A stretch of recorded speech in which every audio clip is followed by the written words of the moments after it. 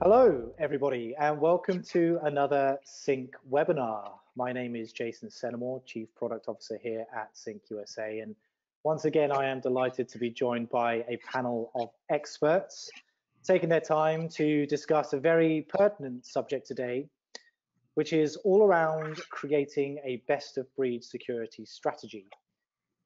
Joining me for this discussion, I am delighted to have Elena Seiple, the Vice President of Information Security for MGM Resorts International. Hello, Elena.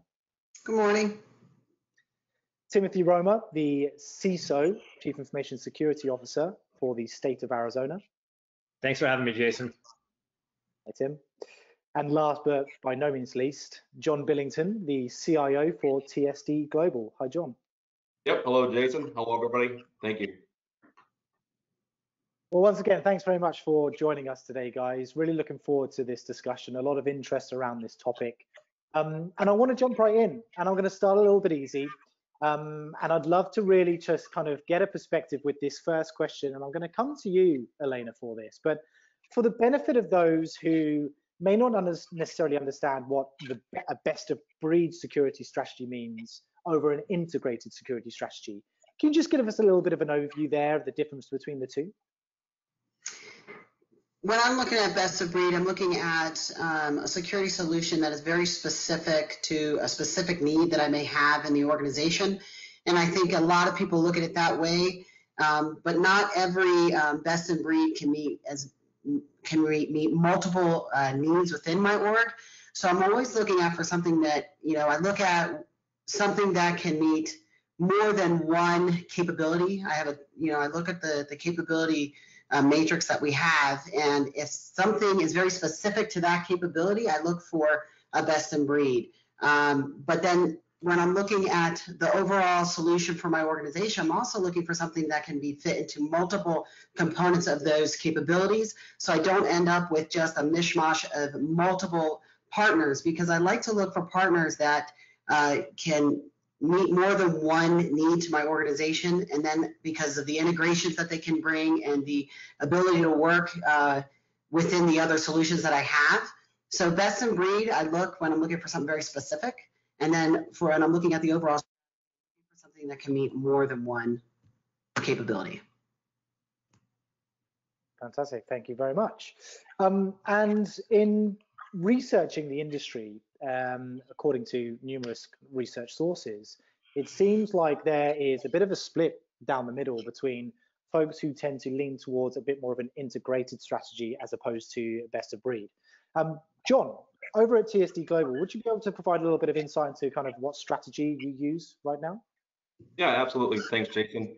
As Elena stated, the best of breed targets the specific product and strategy. So we use best of breed now. We've migrated over in the recent years. We feel this requires a more hands-on approach when you select your products and implementation, and we feel that creates a deeper understanding ultimately and a better security posture as you go through that exercise. And why is that? Well, it forces you to look at product suites that, as she pointed out, cover more than one topic. So you have a primary target where what you want to strategize for your platform. And once you select that, you have to look at other secondary goals for that product to fill those gaps. So ultimately, you end up with a better protection at the end of the day. Right.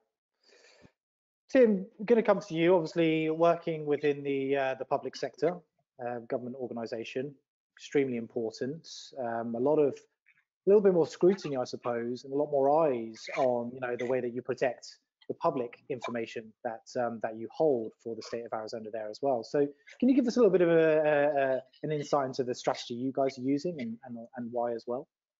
Yeah, absolutely. So Jason, thanks for having me, and really just a pleasure to join John and Elena on this call.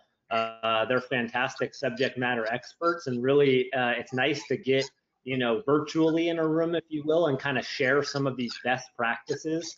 So it's really an honor to be here, and it's kind of fun to change things up as well, even though it's virtually. So really right now we are in a best of breed scenario. I would say we are utilizing the best of breed approach as opposed to a more integrated approach. I think Elena said it well which is I really also think of best of breed of being more specific. I'm going to go after a specific vendor to satisfy a specific cybersecurity control that we need in the state of Arizona. So from a public perspective, it is a little different than being in the private sector because we do have more eyes on us. We've got the legislature giving us our budget. We have the governor's office as oversight and policy as well. And one of the challenges is that even though my predecessor as the previous chief information security officer for the state of Arizona, he put more of the best of breed approach in, one of the challenges now is we try to decrease costs and we try to consolidate a little bit and become more of an enterprise and look for those vendors that can do more than just one thing well. It's hard to brief whether you're the legislature, the governor's office, the press, or anyone else, and you're describing what you're doing as a state to protect the cybersecurity infrastructure and all the citizens' data. And you say things like, I've got 17 controls and I've got 14 vendors satisfying those controls. And people will say, well, why the heck do you have 14 vendors? You should have one vendor. And sure, one vendor would make our lives a little bit easier, but I don't think we would be as secure. There just isn't one company out there that can do all of it well. Yes, we want to find some vendors that can do multiple things well, and we want to do more of that. I want to be able to find a vendor that can knock a couple controls out, and that would be really helpful, and it would help decrease costs. But at the same time, the best of breed to me is also a good way of having good layered security. Because one of the issues we have these days is our vendors are huge targets out there. And if we were to only have one or two vendors that we utilize for all of our cybersecurity needs, God forbid something happened with that one vendor, I'm looking at all of my controls going down at once as opposed to only losing a couple of them. And so really, yes, in the public space, even though we've got this best of breed strategy and it's great to explain to oversight that we have found the best vendor to satisfy each specific control and we're going to get better performance because of it. Boy, it is hard and difficult to help them understand the 17, let's say, controls we're satisfying and the 14 different vendors. They get confused, they lose track, and they kind of want, for their own peace of mind, they want you to start getting to more of an integration strategy. So it's really about finding that right balance. Fantastic. That segues beautifully into the next question, which I'd like to come to you with, Elena. And first and foremost, I'd like to get an understanding as to what strategy you guys use at MGM Resorts International. But I also want to really focus specifically on the advantages and disadvantages of best of breed versus integration. We heard Timothy talking there about, well, advantages. I get to use really the best solution for each specific kind of area that my infrastructure needs to cover, right? Disadvantage. I need to use 14 different vendors to cover my infrastructure. So there are the two kind of main ones. But what other disadvantages and advantages do each have above the other? Some of the disadvantages and advantages, especially around best of breed, is sometimes you get these products that come out of the gate fast and furious. They're startups sometimes, and they're innovative at the time, but then sometimes they get bought and then they become stagnant, and then they don't continue to develop like you were hoping. So your best of breed hits a roadblock. But there are some, that are very specific to the industry they're in. So where I am, you have to sit back and look at what is your ecosystem. I have a unique environment in that we have hospitality, we have retail, we have convention, entertainment, food and beverage. We have multiple ecosystems. And if I looked for a best in breed for every single one of those, I would have 14 controls for each of those, and it would almost become unmanageable. So I have to look for solutions that can, enhance each of those, provide security for each of those stacks, because it's not a one size fits all.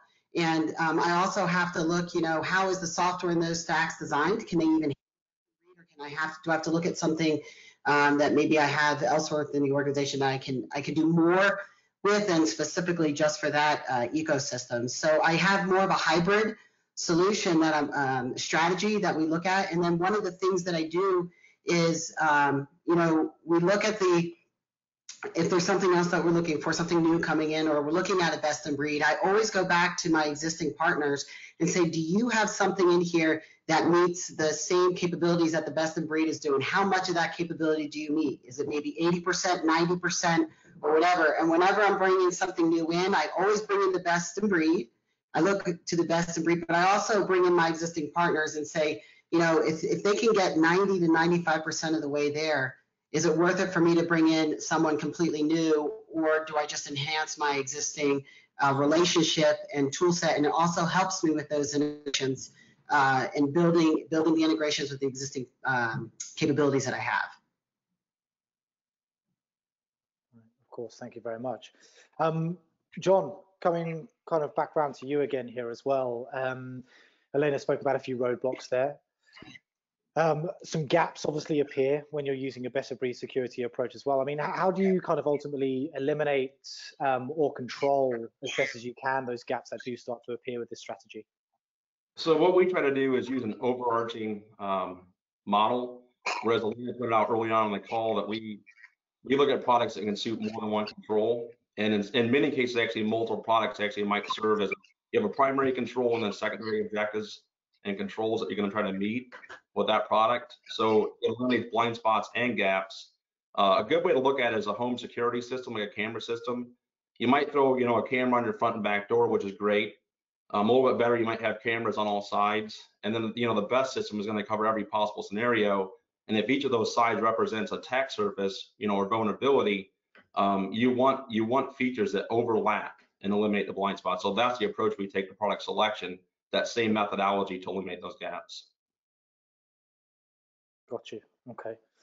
And so obviously with multiple technologies requires multiple skill sets. You know, when you're using a best of breed approach, you've obviously got to be able to train or have the individuals capable enough for using it. So Tim, I mean, how do you deal with the challenges of user training across multiple platforms and ultimately, you know, managing that kind of that talent aspect, which continues to be a challenge for everyone, no matter what we're looking at? Yeah, so it is absolutely a big challenge, especially in my current role, because in my current role, being the Chief Information Security Officer for the state of Arizona, I am setting the cybersecurity standards and strategy and helping put enterprise solutions in place for about 36,000 state employees, but most of those state employees are all often different agencies and they have unique requirements and objectives, and some are small agencies, some are large agencies. You've got big agencies like the Department of Transportation, and then you've got small boards and commissions. And when you're trying to put these best of breed solutions to satisfy these different controls across there, the one thing that I have found is the most helpful is having an oversight advisory committee that can be representatives from around the statewide agencies. So we have it, we use the acronym SPAC. It's the ESPAC, and it stands for the Enterprise Security Programs Advisory Council. And what SPAC is made up of, it's made up of a representative of the governor's office, and CIOs from state agencies, information security officers from state agencies. They come together. We meet every other week, Tuesdays at 10 a.m. and we go over everything that's going on in the state, and we break into subcommittees. We set things up to satisfy these best of breeds. Hey, this is a specific control. This vendor is up. Do we want to renew this one? Do we want to start looking at a different one? What are your requirements? The reason why that's so helpful is when you have their backing from across the executive branch and all these agencies, and even if you're in the private sector, these large companies have all of these different divisions in them, and all the different divisions, you know, your accounting department, you know, for example, in your HR department, they are going to have certain implementation challenges, if you will. By having an oversight committee like this set up, now we're in a position that when we push play, we hit the green light and we say we're going to go with this vendor to satisfy this, you know, security control. It's really that true best of breed. They are the best at doing this. Now we need to roll it out. We have executive buy-in at that point. So yes, it's difficult. Some you might hear some moaning and groaning from the state agency saying, "Oh man, now I got to find the time and effort to download this new software or train on it and alert on it and push out some updates.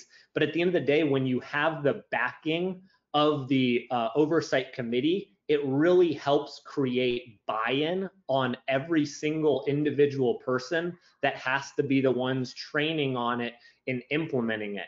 If they didn't have the buy-in, if their CIO or information security officer at their own agency wasn't invested in it, they would probably either push back so much it wouldn't be successful, or it would be delayed, and that in itself would also be unsuccessful. So really our strategy and how to do that is really getting executive buy-in, making sure that, us, people that are leading a webinar like this, just ensuring that we aren't making decisions in a silo that affect an entire organization across different departments. When we get input from all those different divisions and we get that buy-in and we find that best of breed product to move forward with, if we know we've got the buy-in, they're going to be able to implement it a lot more effectively.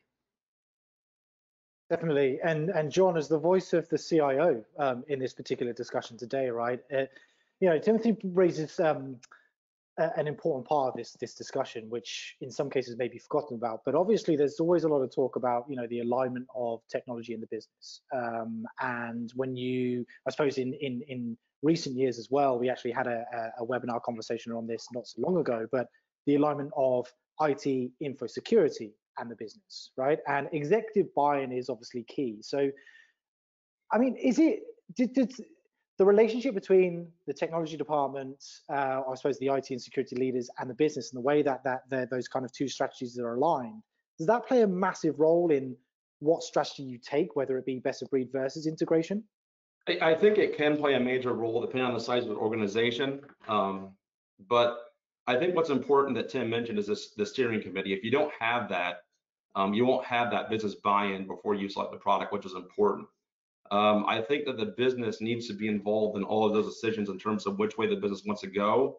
But ultimately, some of the security stuff is more transparent to the end user. So that from that respect, you should have the experts making those decisions, not in a silo, but from a product best of breed selection.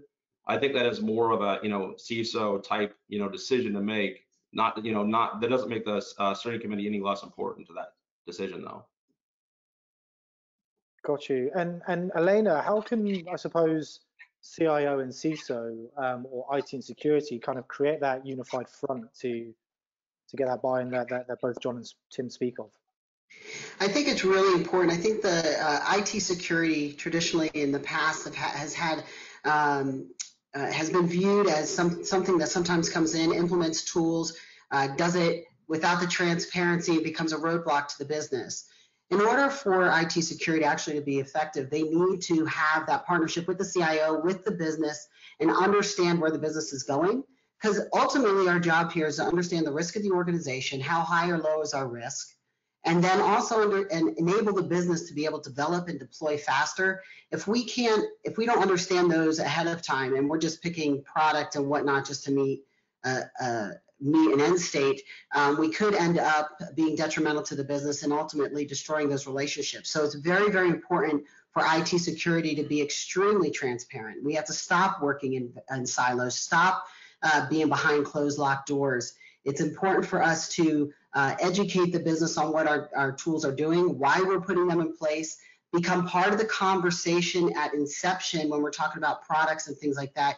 Because if we were built into the core solution, I like to use this analogy a lot. IT security so often is seen as a roadblock and is so late to the game many times, and they're seen like that car going down the hill up on its side on two wheels, and you're trying to change the brakes or put the brakes on the car while it's in full motion, and that's not really effective. And then you look at where we are today with self-driving cars, where the brakes and the security of that car is built as part of the core infrastructure.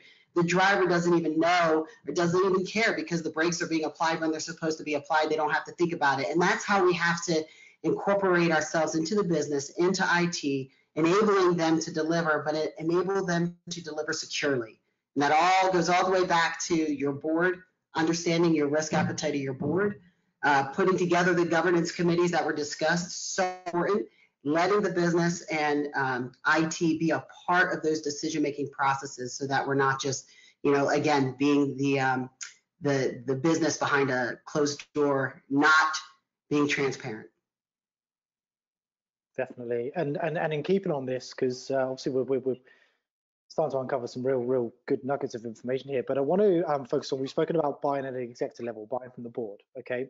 Prior to that, we obviously spoke about training staff to make sure they utilize these technologies to the best of their ability. I mean, how important is it to also get buy-in from, people lower down the chain? We talk a lot about change management and effective change management. Well, where the best of breed security strategy comes, a lot of change, new systems coming into play.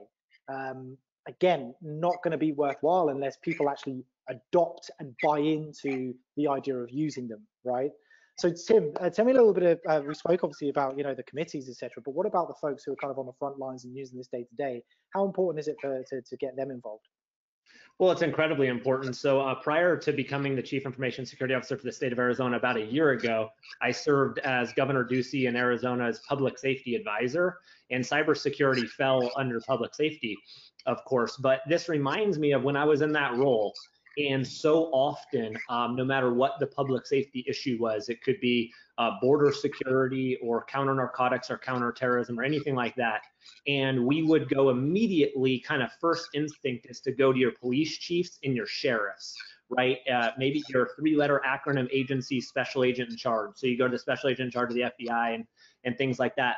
But so many times, once I would go there and I would get great insight and good guidance and recommendations, and I'd feel better about myself, so often I would start to hear from the associations saying, hey, Tim, great job. I'm glad, I saw you on Twitter that you were meeting with the chief of police in Phoenix, but you also need to talk to the line officers, the people that are going to be working in those areas. And border security is kind of the perfect example, because you can talk to a sheriff or something, but then you need to really talk to the deputy who's out there on foot on the ground every day, seeing what's affecting them. Cybersecurity is the exact same way as a public safety priority. Me as the CISO doesn't mean that I have all the answers for my enterprise security team. I'll be the first one to admit it. The people that work for me and I have the absolute privilege of leading in our Department of Administration, those individuals inside the SOC, they are way smarter than me. They're way more technical than me. They totally understand the ins and outs and the intricacies of it.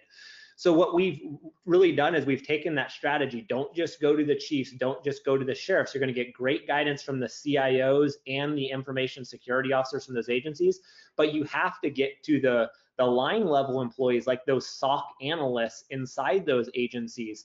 The way that you do that is really having regular cadence of meetings. So what we do is we host a monthly meeting where we invite all information security officers from around the state, not just their bosses, but anybody can come. We set agendas, we get their input, we want to hear directly from them, we want their feedback. And then the other thing I've done is too many times our SOC alerts go out to the agencies, but they're just from a SOC employee. And I've been trying to send out more of those myself from my signature block from me, because they start to realize, those working level employees start to realize that, oh, okay, our chief information security officer for the state actually truly cares about this. He's the one actually sending it. You know what? I am going to write him back. I am going to give my input on this, because I know it's going directly to him. It's not just going to somebody that works for him. So that's a way that we've, by going directly to the source, I guess, is the way that I would put it. I think in the physical world, you would have to, if we were all allowed to be in our offices, that is, you would have to physically go work the offices a little bit, go around, talk to some people, go into some cubicles, go into some offices, develop those relationships. They may not give you their exact input the first day, because maybe they don't have a level of trust built with you yet. But through time, the more they see you emailing them, the more they'll start to tell you how they really feel. And that's what you need. You need good, candid responses. I don't want somebody to just compliment me or compliment our team saying, boy, you guys come up with the best controls. I really want to hear candid feedback. I want to hear like, hey, why did you guys do that? That doesn't make any sense. That really hurt me over here. Have you thought about it doing it differently next time? Brilliant, thank you. John, We talk about obviously the ability to use multiple systems again, and that way you can kind of get the best of all worlds. But it obviously poses the challenges as we've discussed today. What can vendors, I mean, do you think vendors need to do more? The service providers themselves, do you think they need to do more to work with one another to make this easier for organizations? I mean, absolutely. I think the market drives, demand drives their motivation to change, and I think that we've seen that in the recent years where there's more and more web APIs to integrate with. There's a greater, motivation for them to integrate with other platforms. We've seen Microsoft do it. We've seen Google do it.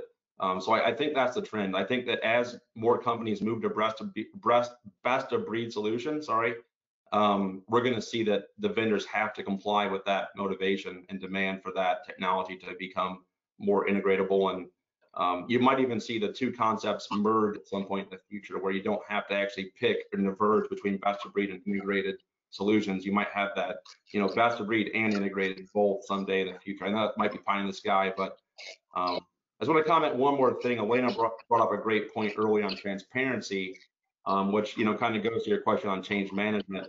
I think UAT is very important when it comes to any security changes. You can't just assume that change will be transparent.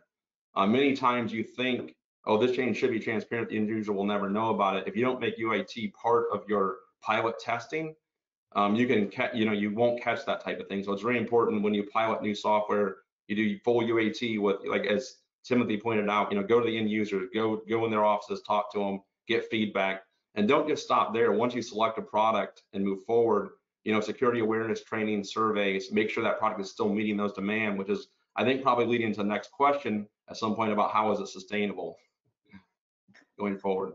Very well, yes. And that is a perfect segue into that question. We're starting to round up the conversation here.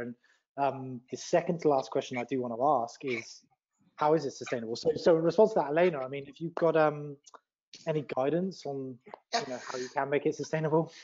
So one of the things I wanted to bring up, so I don't refer to my vendors as vendors, actually. I refer to them as partners, because they really are key to my strategy and where I'm going. And one of the things that our former CISO, who's no longer with us, and I've been carrying it forward since his departure, is that we put together, once we've developed our strategy and we've purchased all these products and different services, we bring our key partners together quarterly.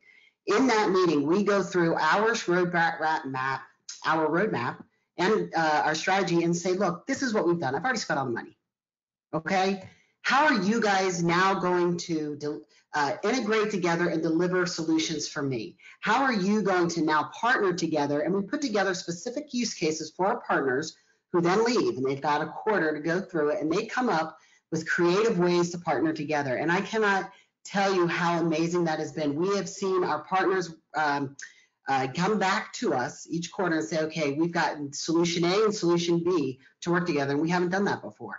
And then it becomes something that they can now use when they are talking to their other customers, saying, listen, I see the opportunity within your organization where I can now work with this partner as well. So we continue doing that. And then when, again, since we're in a hybrid, when something does come up and we have a very specific need, we do look internally first at our core product group and partner group. And if they are not strong enough in that capability, then we will then follow our process to vet out a best of breed and bring in something. But one of the things when I am looking at best of breed, I'm always looking at their roadmap.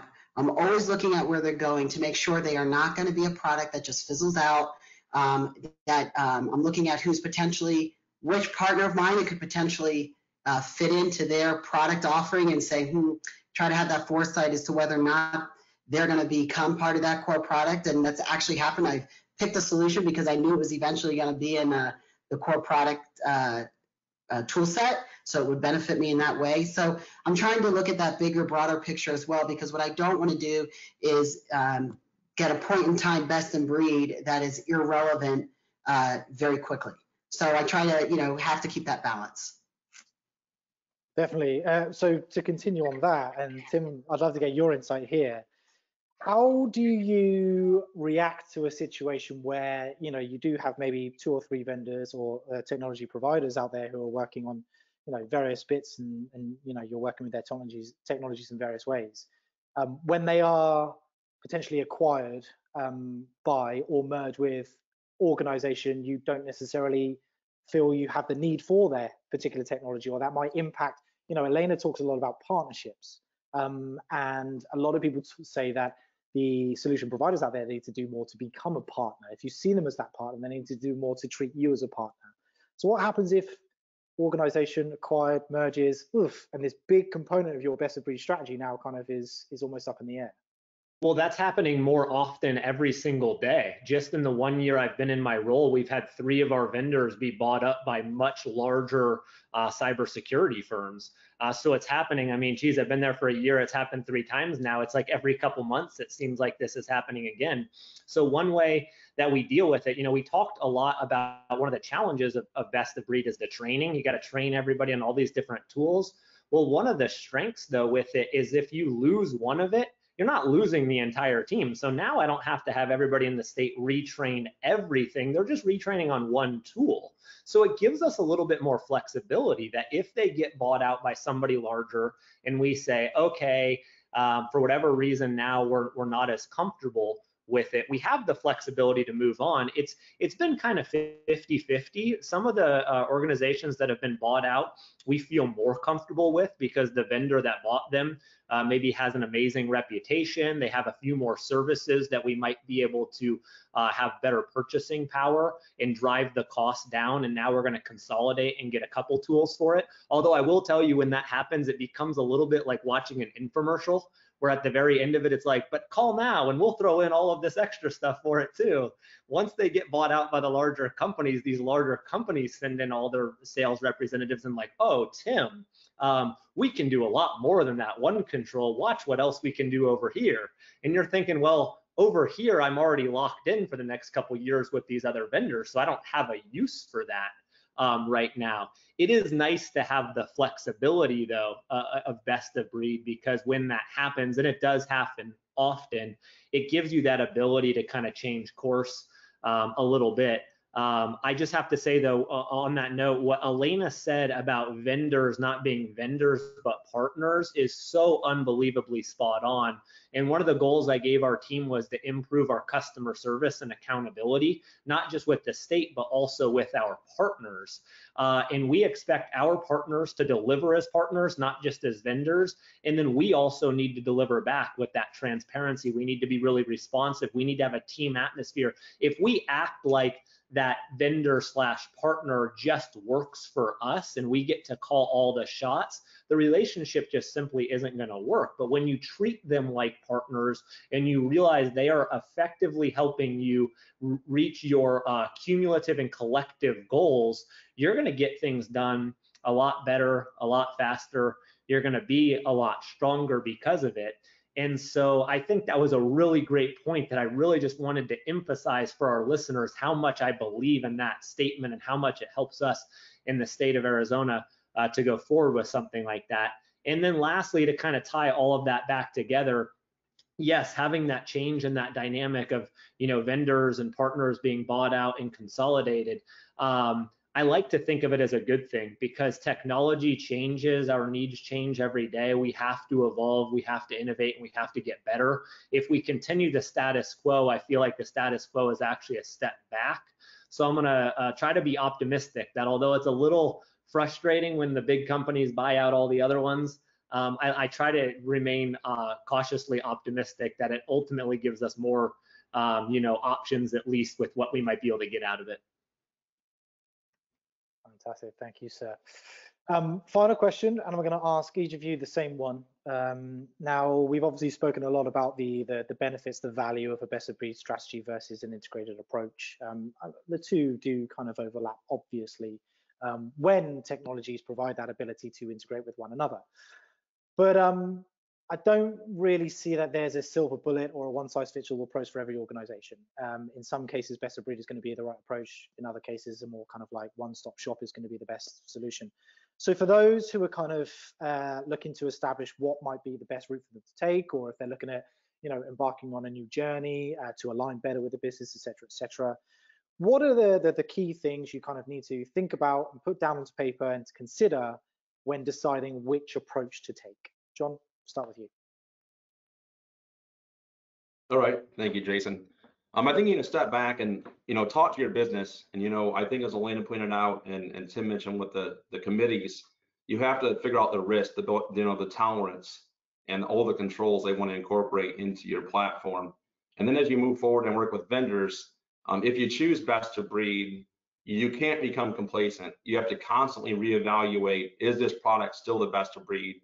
I recommend doing it at least once a year, but I pretty much do it constantly. One of the things I look for in a vendor is actually, a partner, if you will. And this is where a true partnership comes into play. It's a two-way street. So you want to look for a partner that actually will have quarterly calls with you and, use you as a customer to steer their roadmap. So not only know their roadmap, but be a contributor to that roadmap. Make sure that you're giving them information, feedback, features you'd like to see.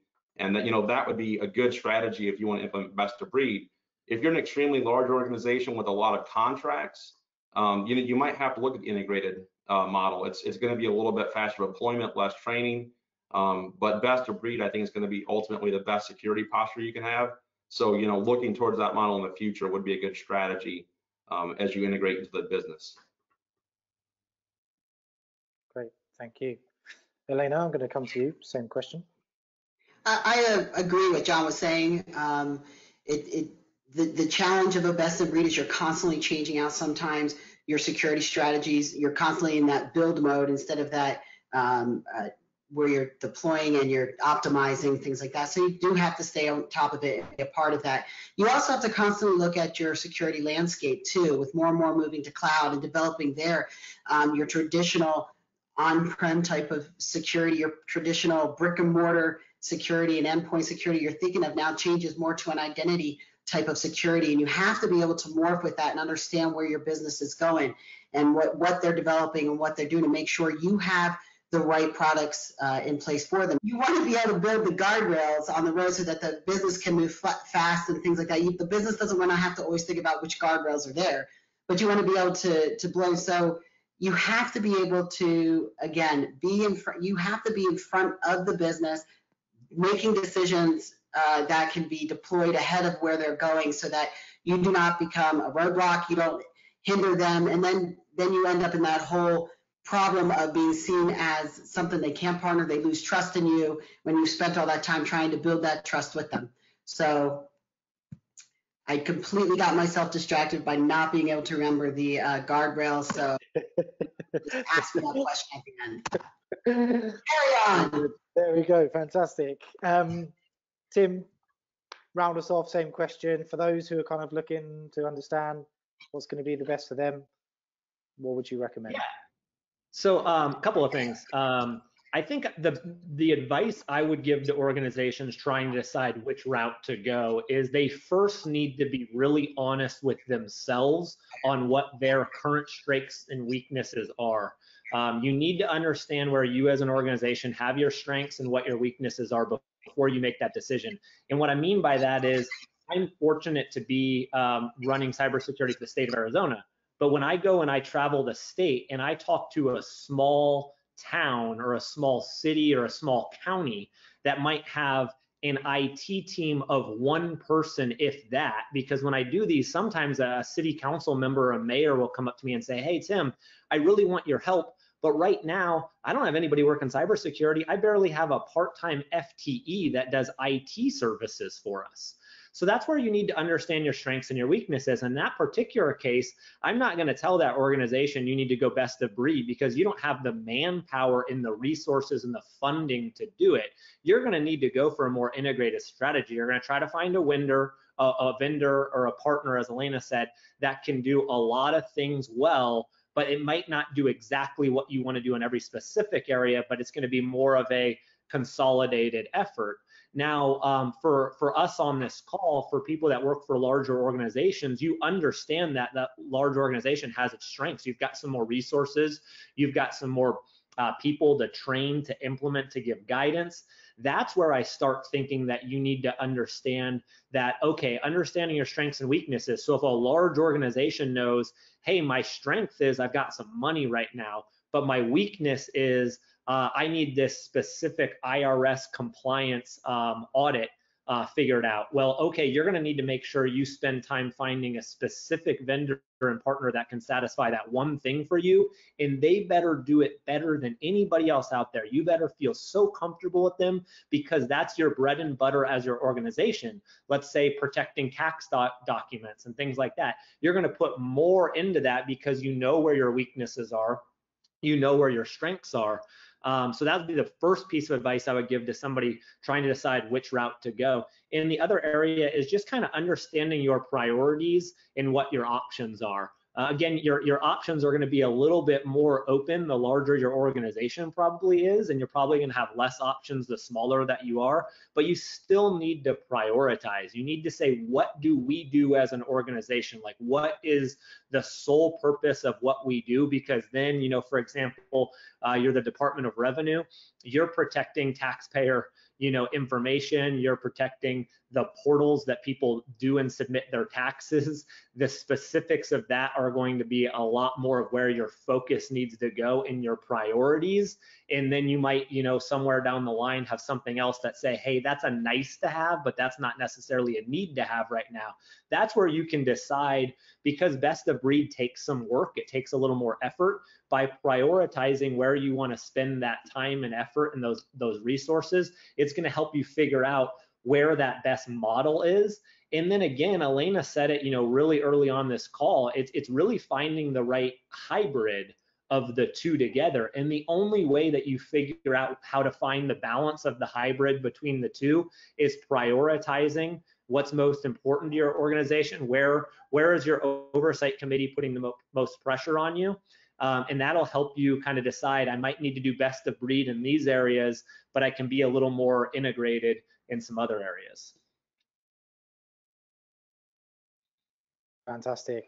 All the panelists nodding in agreement there. Thank you very much. Well, that brings us to the end. So thank you all again for your time and your insights and your guidance and leadership today. Really greatly appreciated. For those watching, we hope you found this discussion of value to yourselves. Please do feel free to check out further Sync webinars. We have plenty for you to consume during this time, all on demand to watch for your own time, whenever's good for you. So please feel free to check those out. Once again, thank you very much to all of our panelists. We hope you found this session valuable and enjoyable and insightful. And until next time, see you all then. Thank you so much. Thank you.